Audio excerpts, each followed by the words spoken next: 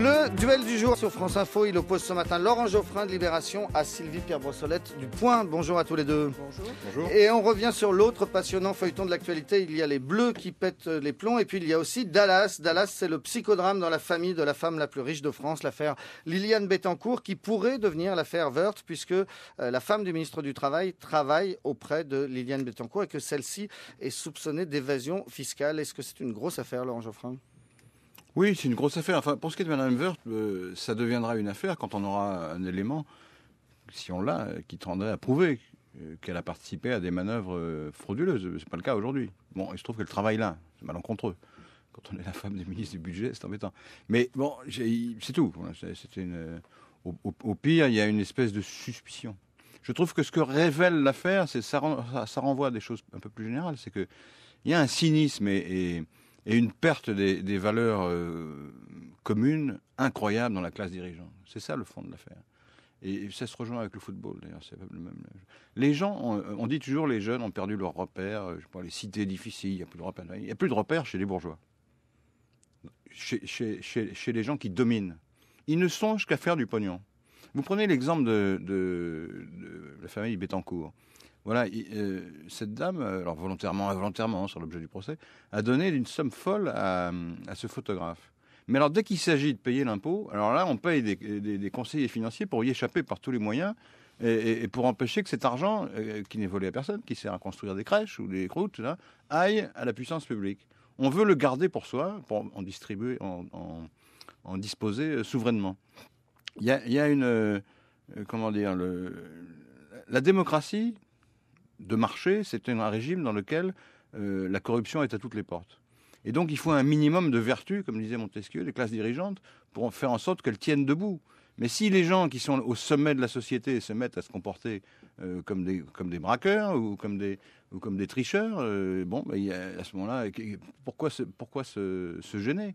Pourquoi les gens iraient respecter des lois, adopter certaines morales collectives ? Il n'y a aucune raison.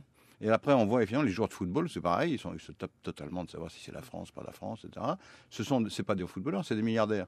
Donc c'est un club de milliardaires qui accepte, qui daigne se réunir de temps en temps pour aller jouer pour son propre pays. Le reste du temps, il ne songe qu'au pognon. Revenons à l'affaire Liliane Bettencourt. Oui, revenons au cas Woerth ou au couple Woerth.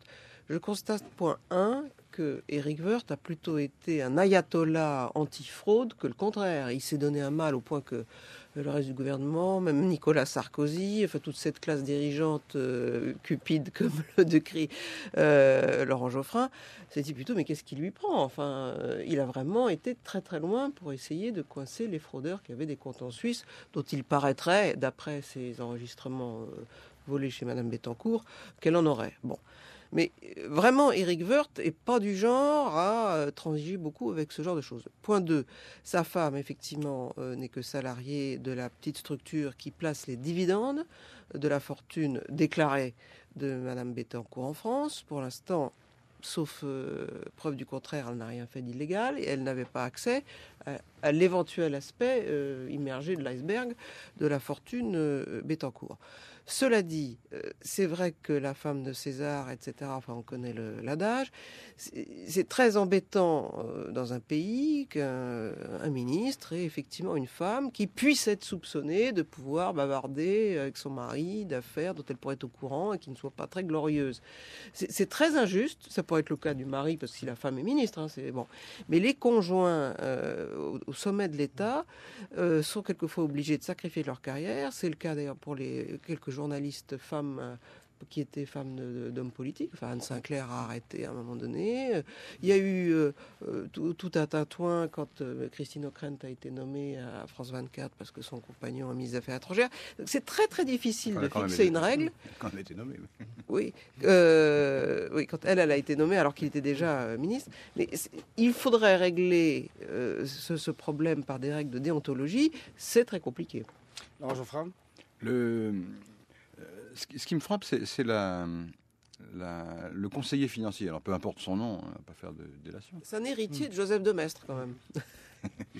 Voilà, son nom a été cité maintenant, donc c'est le conseiller. Je ne voulais pas dire son nom. Là, ouais. C'est pas grave. Bon, il est dans tous les journaux. Oui, d'accord. Et notamment dans le point. On se reportera aux journaux. Et notamment dans le point où on le voit aller voir Madame Bettencourt pour lui dire je voudrais, s'il vous plaît, un bateau en Suisse et en liquide. Le type, on se demande s'il manipule la vieille dame ou pas. Enfin, bon, ça, on s'interroge. C'est toujours le problème des écoutes.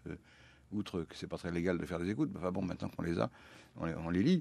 Mais c'est difficile à interpréter. Mais enfin, il y a cette scène ridicule où il lui demande un yacht, quoi. Et alors, ce monsieur, j'imagine, c'est quelqu'un de très respectable. Si vous le rencontrez dans un dîner, vous vous inclinez, ça, monsieur machin, conseiller, etc. S'il fait partie de la haute, quoi. C'est un ponte. Et ce type-là, il se comporte comme un caïd comme un caïd, je sais pas, de Marseillais ou Corse ou Lyonnais, je sais pas quoi. Alors oui, j'aurais un bateau, alors vous me passez le bateau, et après on va s'arranger, etc. C'est épouvantable. On a l'impression maintenant, quand vous allez dans quelque chose, une réunion publique plus ou moins mondaine, il n'y a que des aigrefins et des escrocs là-dedans, finalement, si on regarde bien. Il a démenti, il a dit que le bateau avait été acheté avant même qu'il soit au service de Liliane Bettencourt. Il suffira de vérifier effectivement les dates d'achat du bateau. Il dit n'importe quoi. Tant que c'est pas enregistré, alors dès que c'est enregistré, là, il dit ah non, je l'ai pas dit. Peut-être qu'il voulait un deuxième bateau. Mais enfin, en tout cas, ces méthodes d'enregistrement, effectivement, bon, elles peuvent toujours être manipulables. On ne sait jamais exactement ce qu'on peut vous rajouter ou pas. La police démêlera sans doute le vrai du faux. Ça laisse quand même effectivement un goût de cendre sur toute cette affaire. Tout est horrible. Les rapports mère-fille, les rapports Bagné et Madame Bettencourt, ce monsieur de Maistre qui devrait être correct, et puis un ministre et sa femme qui sont mêlés là-dedans. Je veux dire, il y a de quoi faire un très joli feuilleton, mais un peu amer. Et ce n'est que le début sans doute de ce feuilleton. Merci beaucoup à Sylvie Pierre Brossolette du Point et à Laurent Geoffrin de Libération.